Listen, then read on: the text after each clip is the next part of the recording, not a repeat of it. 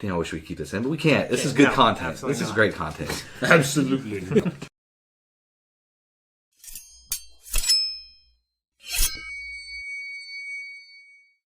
Welcome back, everyone, to Third Street Reactions. The pre-talk you'll never get to hear. I'm Zach. I'm Shane. I'm James. We are here again with Castlevania, one of my favorite, we're going to call it an anime. Yeah. One of my favorite anime. Okay. So, you guys remember what happened last time? But yeah, we had the love affair of Lisa and Dracula, which ended pretty tragically, and we saw the scorn of Dracula rain down upon the people of Romania. And she had the crucifixion moment that Jesus, when he basically looked upon the sky, and she said, "Forgive them." I mean, she basically said they do not know what they do. Did Dracula forgive him?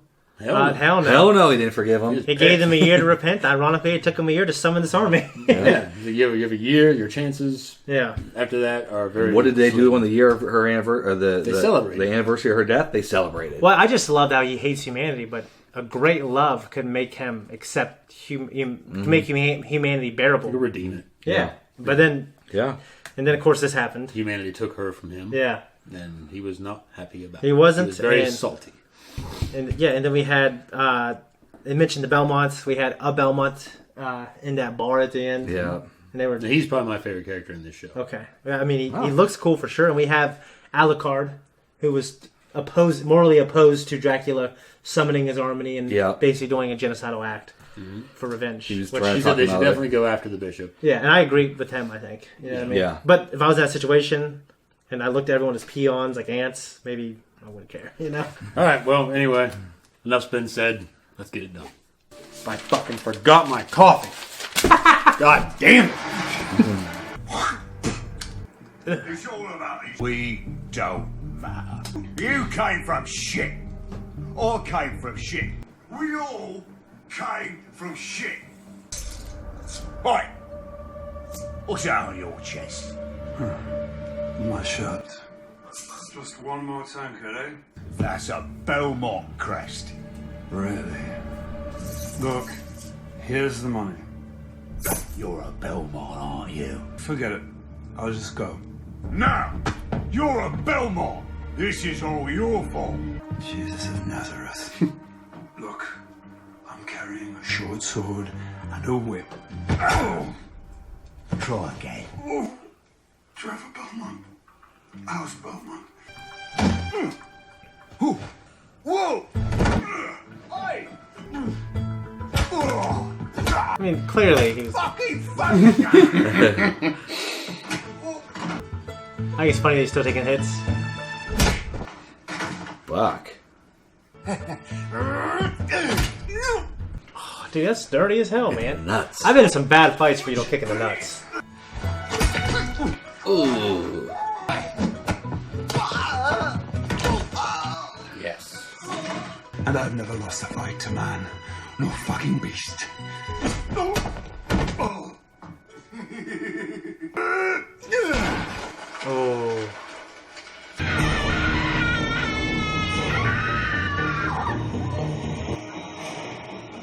That's not good. Oh my god, that's brutal. This is like basically Middle Ages Europe. Some of them didn't even have sewer systems.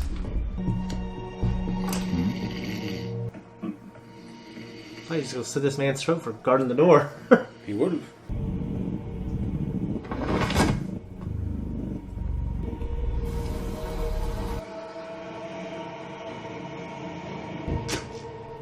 I just feel worried about a plague.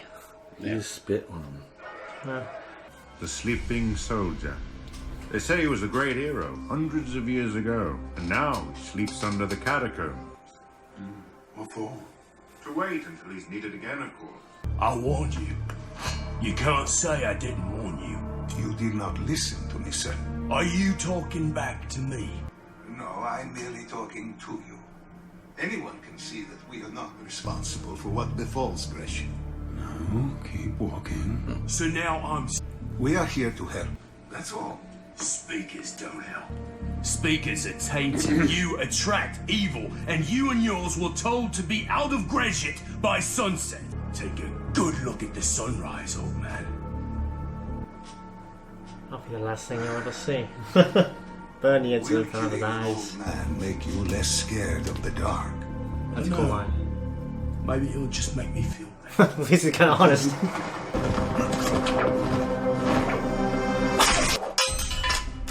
Oh. Lord! I'm sorry.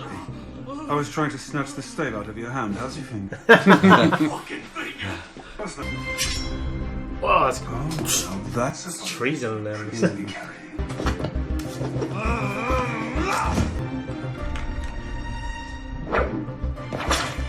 Oh! Lord! That'd be fucking awful. Thank you for your kindness. How many are you? 11. Though I insist we be counted as 12. One of us is missing. You used violence on them? The younger people believe that words can speak louder than actions. Well, you're speakers. I prefer something to drink. Arn, bring our friend some water. Oh, never mind. Maybe you can... The church burned Dracula's wife at the stake as a witch. Shit. We can't turn away from those in need. That is why we are here. The story says that a savior sleeps under Grecian. A great hero who sleeps until he is needed. Until there is a darkness upon the land. I'm a Belmont. So I know you're a nomadic people who gather knowledge, memorize it, carry complete spoken histories with you. I thought your family had vanished. If vanished is the polite way of saying exiled, hated, and burned out of the ancestral home, Then you know... So you think there's someone who can save the city asleep under it?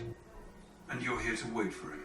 One of us went to look for him. That one went into the catacombs under the mausoleum west of the church. Has not returned. What are your plans? Find some more food, find some drink, get drunk, eat some food, move on. That's it. Maybe find a tall tree.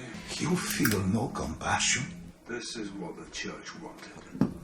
My family were the only people who could have fought Dracula and his army, but they didn't want us. But the ordinary people of Wallachia, they didn't get a choice. What's wrong with that? You bastards. To win power, all ordinary people have to do is stand aside and keep quiet. Yeah, I do. There's always a choice. Well, find a good tall tree. You can watch us die too. Don't be crazy. Leave now. Head south. Hook up with another train. It's his grandchild. I don't care. It's the elder's grandchild down there. So you're staying to die with the good people of Gresham, not just because it's a good thing to do, but because you don't have your grandchild's body. If you want to put it that way.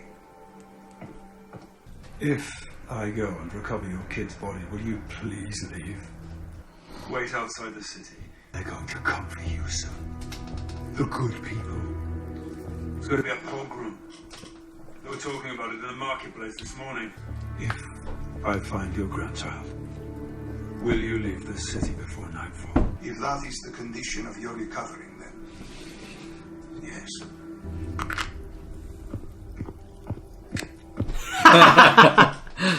Don't go walkabouts looking for people to give support to.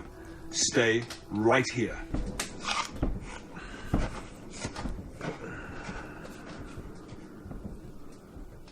Fuck. I really want to see him go get that fucking kid. Guys, that was a reaction. Yes, it was. Yeah. Their reaction. Yes. Now, break it down. Break it down. What'd you think? I mean, it was more story driven, and I liked it. We got to kind of really get into the head of Trevor Belmont. I can see why you like him. He's a cool guy. Yeah. I like him And a lot. but you know, he's. I mean, he kind of reminds me, just so far, of Geralt a little bit of Rivia. Yeah. Like, he just wants to do his own thing. He doesn't necessarily want to save the world, but he doesn't really stand for, like, blatant injustice. Yeah. The old guy, He's indifferent. Yeah, the elder of the speakers was going to get killed. Yeah, and he saved him. He beat the fuck out of those guys. Mm-hmm. Yeah, what do you think? I liked it. I mean, it was very story-driven, like you said, which I appreciate. Character-driven, I'm sorry. Character-driven. Yeah. But this episode was more about building the story. It wasn't like the first where it was, death and chaos. Which I like, because we got to learn about Trevor. Learn a little bit more about the backstory. Yeah. So yeah, I like it. It reminds me more of a of like a TV show than like a Rick and Morty, where it's just kind of like crazy every fucking episode, right? Yeah. Like this doesn't have to be crazy for you to enjoy it. It just has to tell a story. Yeah, and also I really like the dialogue. Even like the guys who were talking in the bar. Yeah. It flows real well. I mean, they were assholes, right? But when they were talking, like I can imagine. You can sit there and enjoy it. You can imagine those kind of people. These dumbass pricks talking. I know they're wrong. Yeah. I mean, they're not wrong from their point of view. Yeah, they're probably miserable people. They were born into. They got dealt a shitty hand. Yeah. They don't remind me of the type of people who are going to strive to be better, though. Yeah. But yeah, it was just funny. And then them getting in a fight with Trevor. He took a lot of shots, but he was obviously very drunk, and he's a badass. Yeah. I think he just got tired and left after not being able to fight very well, Mm-hmm. Yeah, the thing I think is Trevor is probably the soldier that's been prophesized about. Maybe. What was that shit? He just doesn't realize it yet, is my theory. Okay. You want to bet on it? No, I'm not fucking doing that. No, hell no. I'm not betting again until one of these two cocksuckers is in that outfit. Oh man! But You can't dodge a good bet though. We haven't had good bets. Yeah. If here's the thing, Shane's playing it safe. I couldn't bet Well, my because friend, you know. you are too. Here's What the do I have to thing. bet on though? That's because we both, and this is not a knock on you. We know enough about story to not double down on things that probably don't make sense. Yeah. Yeah, I mean, And I could not bet you on this because you fucking. well, know. yeah, obviously you wouldn't Right. have. I can't participate in the bet. Yeah. Right. So you'd have to bet Shane. Yeah, So no bet. yeah. So, so his whole family, they were excommunicated by the church. Excommunicado. Excommunicado, yes. Remember that? John Wick. Yeah, I do remember that. Yeah. Kick to the curb. Yeah, so like I said, I don't remember a lot of the lore from the video games. I just remember they're incredible action games. You know what I mean? Yeah. Like they always call a Metroidvania or a Castlevania is No. So Castlevania and Metroid, they both are these grand games where you have your character and you basically explore huge levels and you find keys and you open more doors. Right. They call them Metroidvania, which is a combination of the two. Huh. And they're incredible types of games. And somehow they created this incredible, so far, story out of it. Yeah. I really like it. I like the characters. I like Trevor. I love how, he's this careless kind of prick. He's indifferent, like you said, it's a good way to describe him. But is he really that indifferent? He's I think he's indifferent to the everyday people. Yeah. And the entire situation, because he blames, that she holds. He's Right. very salty about the fact that his family was excommunicated. Yeah, land stripped. And he said that the church wanted to fight on their own terms. More power. So fuck them. him. Yeah. So fuck him. So I understand how he feels, honestly. But he has a soft spot for the speakers. That's what I was going to ask. Yeah, is it So just he's the not speakers in indifferent general, about or? them. Well, as of right now, that's what you've Yeah. got. And he's got a soft spot for them because of the family history with them. Right. I love the story of his dad. And Go ahead, I'm sorry. Oh, he could have walked out the door and he chose not to, right? He stopped and he's going to help him. He's going to find the body, presumably, and hopefully they're going to leave. We'll see what happens. And the way they're doing the story with the speakers, young people everywhere, they're always kind of idealists. They're very passionate about kind of what they believe in. Yes. And Reminds me of Batman Begins with Carmine Falcone. An idealist. We got a solution for them too. Yeah. There's a solution for that too. I don't want to know. That's what he says. Yeah. Yeah, you do. Yeah. But that guy's such a fucking great actor. He's incredible. Nah. I always forget he's in The Patriot. Yeah, he is. He's a fucking. Should have been in North Carolina. What did he say? Tarrington, damn that man! He's riding into the battle. But when he's talking about Mel Gibson, that man throws his handkerchief down, insults me. And that's it's a horse blanket. Yeah. I don't know, Lord. It looks very nice. Very well. It's a nice horse blanket. Yeah. But then that's when he unleashes Tavington at that moment too. Well, he kind of gives him leave. But he's giving him all of Ohio, I guess, right? Yeah. Yeah. The hood of Ohio. We're growing a lot of corn. Yeah. Sorry, Jamie. Patriot, which me and your brother used to watch back to back to back to back. It's hard to believe that I've really never seen that movie. I've seen... Really? Yeah, I've never seen Cars. It's been on a million times in front of me. Fantastic movie, and it's hot blonde in it. It's sincerely a great movie. I've seen snippets of it, right? And pretty sure I saw you bawling and crying to it. That's a Samurai Jack. But Samurai Jack. I was thinking the Last Samurai. Oh. But yeah, I probably did cry at that when I first saw it. Yeah. I mean, it's done real well. The story's great. And kind of like a Game of Thrones, like, you expect certain things to happen, and then the bad guy keeps making those things not happen. Yeah. Yeah. No, I've saw snippets of it, but I haven't seen it all, but I know I need to see it. There's a few movie references I had. When he confronts the priests about the speaker. Yeah. Really reminded me of the 13th Warrior, which I believe you said you haven't seen. I haven't, and I haven't seen it. It's a great movie. The eyes are out. I'm skipping that whole part of the story. What eyes are out? And when he fucking knocks the guy's eye out with the whip.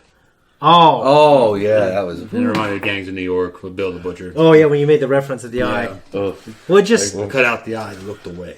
I mean, it was real... Me and this guy from work quote that movie all the time. Really? Yeah. We just quote Daniel Day-Lewis lines. Oh, is he actually... Between... Like, I lent him Gangs of New York. Yeah. And then I told him to watch There Will Be Blood. I need to watch it again. So now we just quote those movies all the fucking time. Like, we made a joke, like open up a grocery store... Yeah. And Daniel Day-Lewis is an oil man. He's like, ladies and gentlemen, I'm a grocery man.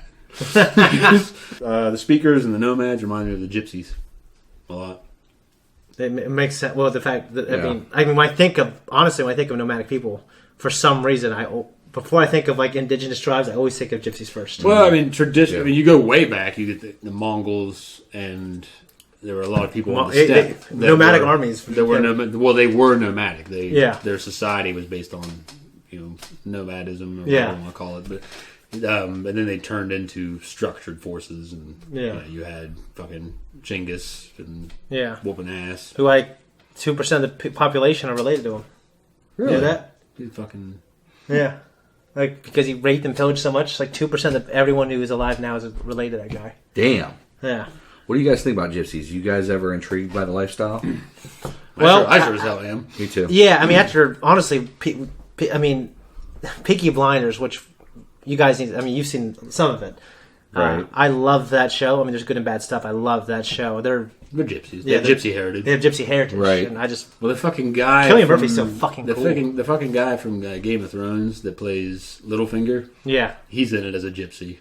Yeah. That they have to go to him. He's an actual gypsy, too. Yeah. Really? So, yeah. It was pretty cool to see him in his role. I like his role a lot. Uncle something. I can't remember his name. Yeah, I'm not sure if you saw the conclusion to that story. Not in its entirety. I think the season I finished was with the Russians. Okay. Well, it's a thing. Yeah. There was that one. Was there one after? Was the one with the Mafia with Adrian Brody after that one or before it? I can't remember. I know it's not the most recent. Because Adrian Brody was pretty cool. He's a badass. Yeah, he's American, too. He's an Italian who went to America, right? He's an Italian-American. Yeah. But yeah, he's fucking awesome. Yeah. But I knew that he was going to get killed by that brother. Because I remember quoting it before they go, told you it'd be me. Fucking doing that shit.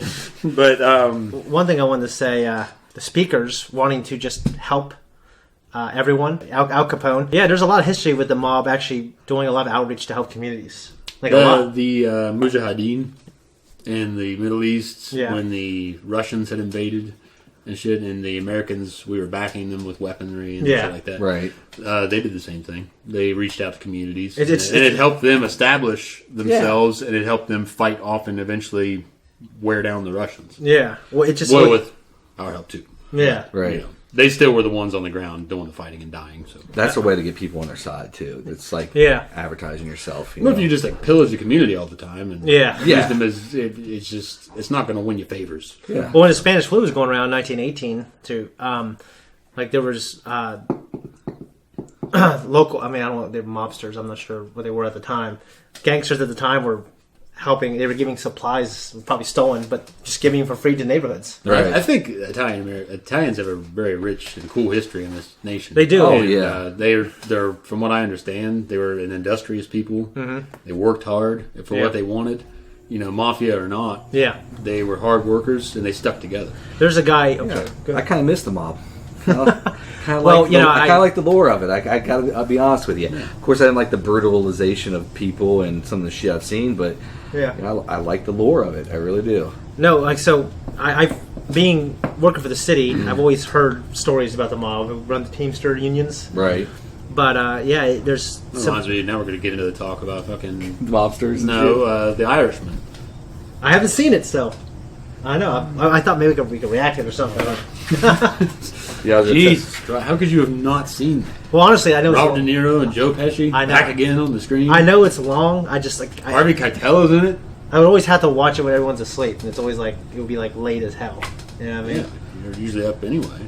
I try not to be. Dude, I've been up so late lately. Yeah. I really liked this episode, what it did for the character. Did you catch the reference of the pogroms? He said there's going to be a pogrom. I noticed that word, but I didn't know what that word meant. Well, it was during, let's say, the Russian imperial time, when it was, the Tsar and all that shit. Yeah. They would host pogroms where they would systematically, go and raid Jewish communities. Okay. And kill these people, take their shit, everything like that. They purge them, essentially. Oh, wow. You think that's what's going to happen to the speakers? Yeah. Okay. But it has a history with... I always love when, and you caught it more than me, and when a show like this can give you little bits of history. Or make you look at... Like, one of my favorite shows, Mad Men, does that all the time. Yeah. And just like the first episode, this ended on a note where I was like, fuck! Exactly. I mean? And honestly, I don't know how huge a character he is. I really want to see more of Dracula. I know he's, we've seen what he... Obviously, he's unleashed hell on Earth. Yeah, so I'm not sure how much that character can grow, but he's cool. Yeah, I mean, I want to see... Well, it's kind of like Sauron, or the Master. Yeah, where you have this villain, this powerful entity that's threatening everything. Like Palpatine, he doesn't... The character... He doesn't really need to grow, he just needs to keep doing cool shit. Pretty much. Hell yeah, just keep tearing shit up. Yeah. Do you guys have any favorite lines? In this particular episode, there's one thing I was like, oh, that's cool. I didn't write it down, though. You're probably thinking of the living without doing our best. That's what I'm thinking of. That's what I'm thinking. That's not my favorite line, but I wrote it down because I thought that you would catch it. It caught me. It's not dying that bothers us. It's dying without doing our best. Do you guys have that drive in you where you feel like you need to do certain things in your life before you're ready to move on? One quote a movie, Jimmy. Oh, let's quote it. I hate most people. It's like I have a competition in me. Yeah. I hate most people. Yeah. I do not want anyone else to succeed.